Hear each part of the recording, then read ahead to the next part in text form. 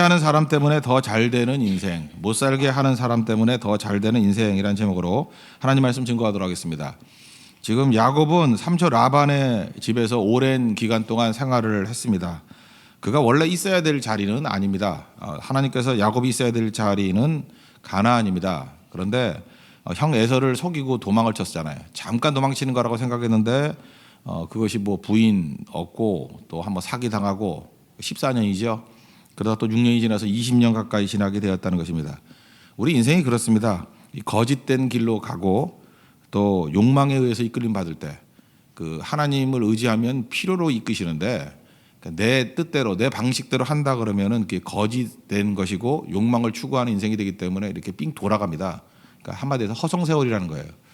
20년은 사실은 그 없어도 되는 시간인데 그 자기 방법대로 가다 보니까 이렇게 방황하는 시간이 되었다는 것입니다. 드디어 하나님께서 이제 개입하셔서 네가 있어야 될 자리로 가야 된다. 너는 가나안 땅이다. 이렇게 말씀하신다는 것입니다. 우리도 인생이 그래요. 어떤 사람은요 순종을 하면은 그냥 인생 가운데 열매를 거두는 데만 집중하게 되는데 불순종을 하면은 이렇게 제자리 돌아오는데 한 20년 걸려요. 어떤 사람은 뭐 우리는 오래 못 사니까 한 5년 걸리고 뭐 이렇게 그런 시간이 많습니다. 순종이 필요하다는 거죠. 하나님 우리 살아가시기 때문에 이 인생 가운데 개입하신다는 것입니다. 그래서 무조건인데 하나님께서 섭리 가운데 개입하셔서 우리를 인도하신다는 거예요. 그래서 하나님께 맡기는 인생이 되면은 직선의 인생을 살고 가장 빠른 인생을 살 수 있다는 것입니다. 오늘 제일 첫 번째 살필 내용은 이거예요. 하나님 우리를 사랑하실 때 내게 적대감을 보이는 사람들이 있죠. 이 적대감을 보이는 사람을 통해서 하나님이 우리를 인도하신다는 것입니다. 다시 말해서 적대감 때문에 떠나게 만든다는 거예요. 못 살게 하는 사람 때문에 그 위치를 떠나서 하나님이 원하시는 자리로 가게 만든다는 것입니다.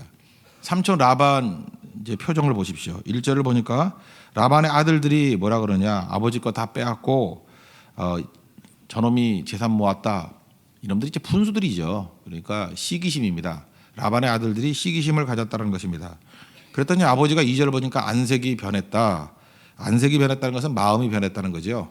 사위인데 사위에 대한 애정이 식고 이제는 분노했다. 뭐 이런 뜻도 될 수 있고 이제는 쌀쌀맞게 되었다. 이제 적대감을 품게 되었다. 이런 일이 벌어지게 되었다는 것입니다. 여러분들 인생 살다 보면요. 이 어떤 때는 부모님인데도 이렇게 안색이 변하고요. 나하고 친한 사람인 것 같은데도 불구하고 이렇게 태도가 변할 때가 있어요. 그러면 그거 잠깐 바꾸려만 그러지 말고요. 그 자체에도 어떻게 보면 메시지가 있다라는 거예요. 그걸 통해서 어떤 때는 떠나야 될 때도 있고요. 독립해야 될 때도 있고 또 어떤 때는 따로 이렇게 일해야 될 때도 있다라는 것입니다. 이게 하나님의 인도하심이라는 걸 우리가 잊지 말아야 된다는 것입니다. 사실 하란에서의 인생은 의미 없는 인생이었습니다. 그냥 흘러가는 시간이에요. 하나님께서 우리 인생이 가치 있고 의미 있는 시간이 되기를 원하는데 그 평탄하게만 했다 그러면 20년만 있었겠습니까? 30년도 있고 40년도 있고 그러면 야곱은 거기서 그냥 썩어서 지내는 인생이었을 거예요. 근데 갈등을 일으키잖아요. 그죠? 그 첫째는 라반의 아들놈들이 먼저 시기심, 아버지가 그 얘기를 들어주고 그 얘기는 무슨 얘기입니까? 이제 떠날 때가 됐다라는 거예요. 하나님께서 이제 끝났다. 이제 네가 원래의 자리로 가야 된다라고 하나님이 개입하셨다라는 것입니다. 그래서 우리 인생 가운데 그죠? 이 박대가 있을 때가 있죠. 이렇게 박대하고 핍박이 있으면은 이것이 하나님의 손길이다라고 인식할 수 있는 그 영적 민감성이 있어야 된다는 것입니다. 만약에 라반이 계속해서 환대했다 그러면 절대로 야곱은 야곱의 영광스러운 인생을 살지 못했어요. 그래서 하나님께서 박대받게 만드심으로 말미암아 움직였다는 것입니다. 우리의 상상이지만 애굽의 바로가 이스라엘 백성들을 환대했다 그러면 430년 동안이나 애굽에 있었는데 떠나겠습니까? 430년이면요. 지금 우리 이 시가로로 생각한다 그러면 언제예요? 그 1600년대 뭐 이럴 때 아닙니까? 그렇죠. 17세기 그 뭐 임진왜란 끝나고 난 다음에 한 조금 지나고 뭐 이때쯤이에요. 그때부터 살던 지역을 떠나겠어요? 절대 떠나지 못하죠. 근데 박대하고 죽인다 그러니까 아들 낳으면 다 죽여버리고 이러니까 못 살겠다 아니에요? 아우성을 치고 새로 등장한 모세가 가자 그러니까 하나님 말씀이지만 못 살겠으니까 간 거 아니에요. 그래서 새로운 백성이 탄생하게 된다는 것입니다. 하나님께서 우리 인생도 똑같이 다루신다는 거예요. 우리 인생이 안주하기를 원하시는 게 아니라 경주하기를 원하십니다. 믿음의 선한 싸움을 싸우기를 원하신다는 거예요. 우리 안에 생명이 들어오면 싸움이 벌어집니다. 안주해서 경주하는 인생으로. 그래서 하나님께서 내 삶의 환경을 통해서도 사람들을 통해서도 일하신다는 것을 꼭 붙드십시오. 그래서 우리 자식 문제에 문제가 생겼을 때 이게 인도하심이에요. 결혼 문제에 삐딱삐딱 할 때 이게 인도하심이에요. 또 질병의 문제가 왔을 때 이게 인도하심이에요. 관계의 문제가 있을 때 이게 인도하심이에요. 참 묘해요. 설교를 통해서 변화가 안 되는 사람이요, 병 한 번 나고 난 다음에 방향이 하나님의 뜻으로 확 바뀌어 버릴 때가 있어요. 참 신기하다. 이게 하나님이 개입하시는 거거든요. 어떤 때는 너무 평탄하게 잘 될 것 같이 보이는데 결혼 문제가 이렇게 틀어지게 돼요. 그걸 통해서 하나님께서 개입하셔서 하나님이 정말로 원하시는 직선의 길로 옮겨가는 경우가 많다라는 거예요. 하나님의 인도하심입니다. 적대감을 통해서 하나님의 인도하심이 있다라는 거 이거 잊지 마십시오. 그러므로 형통도 축복이지만 고난도 축복이에요. 우리 삶 가운데 축복 아닌 게 하나도 없다는 것입니다. 하나님을 믿고 신뢰하기만 하면 하나님께서 가장 선한 길로 이끌어 주신다는 것입니다. 헨리 나우엔 얘기를 했죠. 헨리 나우엔이 하버드 교수로 있을 때 그때가 축복일까요? 그때는 안주일 가능성이 크죠. 뭐 거기서 하나님의 일을 안 했다는 뜻은 아닙니다. 그렇지만 전세적인 그의 인생을 다 놓고 볼 때 그때는 안주의 시기였어요. 근데 그거를 포기하고 토론토에 있는 라르시 공동체 그 데이브레이크 거기 가서 아담 만나고 이렇게 정신지체아들을 섬길 때 그때는 경주하는 인생이에요. 거기서 쓴 책들이 베스트셀러가 다 나오고 우리의 심령을 울리는 책들이 나오고 그의 인생의 열매와 가치를 거두는 인생이 되더라는 것입니다. 그래서 그의 한 평생을 놓고 보라고요. 언제가 축복이었어요? 경주하는 인생을 살 때가 복된 인생이었다는 것입니다. 그래서 하나님께서 우리에게 적대감을 통해서 떠나게 만드시고 하나님의 길로 인도하신다는 것. 그래서 내 인생을 잘 해석할 줄 아는, 무조건 하나님 신뢰하면 돼요. 그럼 하나님의 길로 이끌림 당한다는 것입니다. 두 번째로는 이렇게 적대감을 통해서요, 길을 인도할 뿐만 아니라 가족 전도의 계기가 된다는 것입니다. 사실은 가족들 전도하기가 너무너무 힘들죠. 아내에게도 하나님 말씀을 증거하지 않았던 것 같아요. 이때 성경이 없으니까. 모세오경이 있잖아요. 그러니까 뭐 성경이 있을 리가 없죠. 하나님께서 직접 말씀하시는 거죠. 꿈이죠.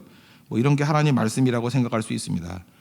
드디어 아내들에게 얘기를 합니다. 13절에 이제 하나님의 말씀 얘기를 해요. 베델의 하나님이라, 나는 베델의 하나님이라, 거기서 기둥에 기름을 붓고 거기서 서원하였으니 지금 일어나 내 출생지로 가라 라고 하는 하나님의 말씀을 들었다라고 이렇게 전합니다. 이때 이런 생각이 들지 않아요? 이런 중요한 말씀을 왜 지금 전하냐? 그래요, 인생이. 하나님 말씀을 다 깨닫고 아무리 좋은 게 있더라도 말 안 해요, 사람들이. 그 이상해요. 그 헛된 루머를 막 떠들면서 진짜 중요한 얘기는 안 해요. 정말 뭐 드라마 같아요. 드라마에서 꼭 이렇게 얘기 안 해가지고 막 비비 꼬고 3, 4일 지나고 막 그러잖아요. 말해야 되는데 이 생명의 말씀을 말하지 않아요. 근데 위기 순간이 오니까 비로소 가족들에게 말하기 시작하더라는 거예요. 그래서 변화가 되는 거죠. 하나님께서 우리에게 위기를 주시는 이유가 무엇입니까? 사실은 내가 질병 이런 게 있어요. 뭐 죽을 병이 걸리거나 이러면 그것 때문에 할 수 없이 말하잖아요. 말하면서 내가 믿는 바, 내가 추구하는 바, 내가 원하는 바를 비로소 쉐어링하기 시작해요. 그래서 그때부터 영이 살기 시작한다고. 나뿐만 아니라 같이 살기 시작한다는 것입니다. 여러분, 우리가 전도 그러는데 전도 말고 그냥 쉽게 생각해 보세요. 어딜 같이 가야 돼요. 예를 들어서 여러분이 이제 최근에 이제 네팔 선교를 간다고 합시다. 그러면 자기 혼자 네팔 선교 가는 거는 혼자 기도하고 혼자 결정하면 돼요. 그래서 혼자 믿는 신앙이 만약 1이라 그러면 누구와 같이 가야 된다 그러면 그게 그 제곱, 승수로 변화가 돼요. 4배, 어떤 때는 16배 이렇게 능력이 나타나요. 왜냐하면 혼자 할 때는 혼자 기도하고 하나님과 씨름하면 되지만 누구를 같이 가야 된다 그러면 이거는 엄청난 고백이 있어야 된다고요. 그 예를 들어서 네팔 선교에 뭐 아들이나 딸을 데려가야 된다 그러면 그냥 가자 그런다고 가요. 그리고 그때부터 내 신앙 고백이 나오겠죠. 내가 믿는 바가 이거고, 내가 가치를 느끼는 게 이거고, 내가 너를 진짜 사랑하기 때문에 너도 같이 그 영광과 의뢰를 누리기를 원해라고 이렇게 설명을 해보면 자기 속에 있는 모든 가치들이 다 드러나게 돼 있죠. 전하게 돼 있죠. 그래서 한 사람을 같이 가게 만들 때는요, 혼자 결단 내릴 때보다도 한 4배 이상의 능력이 나타나기 시작한다는 거예요. 교회도 마찬가지입니다. 이렇게 선교하는 교회가 되면요, 왜 능력이 나타나는지 알아요? 같이 예수 믿어야 될 거 아니에요. 그래서 고백하기 시작하면 4배, 16배, 이게 뭐 엄청나게 어떤 때는 뭐 100배 이상의 능력이 나타난다는 거예요. 30배, 60배, 100배 열매라는 건요, 그런 겁니다. 같이 할 때 나타나는 거예요. 같이 할 때. 그래서 리더나 간사들이 빠른 시간에 이렇게 뭐 성장하고 하나님 축복을 받는 이유가 뭐냐면 고백하기 때문에 그래요. 같이 가야 되기 때문에. 그래서 같이 뭐 합시다라고 할 때부터 교회가 폭발적인 부흥이 일어나기 시작해요. 그 능력을 깨닫게 됐다는 거예요. 이때까지는 야곱 홀로 믿는 신앙이었어요. 이제 드디어 가족의 신앙이 되잖아요. 이 가족의 신앙이 된다는 게 뭐예요? 이제 민족 신앙의 뿌리를 내리게 되는 거예요. 이제 그 다음 장에 야곱이 이스라엘로 변화되는 사건이 나오죠. 이제는 이스라엘이 되는 거예요. 이스라엘은 백성의 개념이거든요. 하나님의 백성이 되는 이스라엘이 되는 겁니다. 그래서 승리를 이끌게 된다는 거예요. 여러분 하나님의 은혜 가운데 여러분도 함께 주의 일들을 감당할 수 있는 하나님의 종 되기를 바랍니다. 그래서 마지막 세 번째로 어떤 일이 벌어져요? 가족이 하나 되었습니다. 원래 야곱의 가정은 이게 뭐 콩가루 집안이잖아요. 부인도 넷이고 이게 뭐 하나 될 리가 없는 가정이죠. 특별히 그 레아와 라헬은 그 자매이면서도 엄청난 라이벌이었고 원수지간이었습니다. 막 싸웠죠. 근데 성경 전체를 놓고 볼 때 이 야곱의 집안이 하나가 될 때가 이때예요. 정말 이 부부가 하나가 된다가 아니라 이 딸들 그러니까 뭐 아내들이 하나가 되는 일들이 벌어지게 됩니다. 왜 그래요? 공공의 적이 생긴 거죠. 이걸 보면서 저도 딸이 있지만 딸은 나서 손해다 이런 생각을 가져요. 그죠? 아버지에 대해서 뭐라고 얘기를 해요? 14절 한번 보십시오. 14절부터 16절까지 보니까 여기에 라헬과 레아가 그에게 대답하되 이제부터 우리라는 말을 써요. 뭐 세볼 필요 없어요. 8번 나와요. 우리가 우리 아버지의 집에서 무슨 유산이 있겠느냐. 15절 아버지가 우리를 팔고 우리의 돈을 다 먹었대요. 아버지한테 이 딸들이 이건 참 죽일 놈들이죠. 그죠? 먹었대요. 아버지가 우리를 외국인처럼 여겼대요. 그 다음에 16절 하나님이 우리 아버지에게서 취하여 가진 재물을 우리와 우리 자식의 것이니 이제 하나님이 당신에게 이르신 일을 다 준행하라. 이 집안이 의견이 이렇게 일치된 적이 없거든요. 근데 이 다투던 아내들도 하나가 되고 온 집안이 똘똘 뭉쳐서 하나가 되더라는 거예요. 이제 우리라는 의식이 생겼어요. 우리. 이 고난이 주는 축복이에요. 그죠? 이게 보세요. 하나님께서 이게 적대감이 생겨가지고 손해만 본 게 아니잖아요. 떠나야 될 것을 떠나게 만드시고 자기 신앙 고백이 공유되게 만드시고 온 가족이 믿음 안에서 하나 되게 만드시고 이게 얼마나 중요한 것입니까? 그래서 교회가요 뭐 이렇게 사랑하자 이런다고 사랑이 되는 게 아니에요. 주의 일을 위해서 다시 말해서 마태복음 6장 33절과 같이 하나님의 나라와 그의 의를 위해서 뛰면요 교회가 하나 되고 교회에 풍성함이 있고 가치가 있어요. 그의 나라와 그의 의를 위해서 뛰면요 우리 직장, 우리 사업이 하나님께서 나머지를 책임져 주셔요. 그죠? 그래서 풍성해진다는 거예요. 우리 가정도 그렇고 교회도 그렇고 이게 하나님의 원리라는 것입니다. 그래서 창세기 31장은 사실은 마태복음 6장에 나오는 말씀의 축소판이에요. 이것을 실제로 예증하는 모습들이라고요. 그의 나라와 그의 의를 구하면 모든 것을 더하신다는 것. 하나님 앞에서 이런 인생을 살아가는 모습 이게 진짜 중요한 인생이라는 것입니다. 신앙도 인류 신앙이 있고 이류 신앙이 있느냐? 저는 있다고 생각합니다. 심지어 뭐 삼류 신앙도 있죠. 인류 신앙은 뭐예요? 순종하는 겁니다. 그래서 허송세월하지 않는 거. 이류 신앙은 그냥 맞고 돌아오는 거.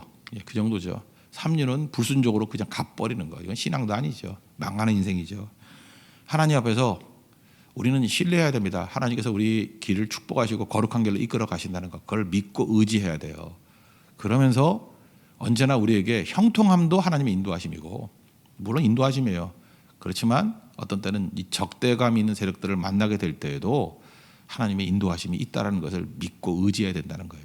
그때 신앙으로 반응하면 거기서 오히려 더 많은 열매를 거둘 수 있다는 것입니다. 우리에게 생명이 있습니다. 생명이 있는 존재에게는 싸움이 있습니다. 그 싸움은 무조건 가치가 있습니다. 주와 함께 싸워서 승리할 수 있는 우리 믿음의 종 되기를 바랍니다.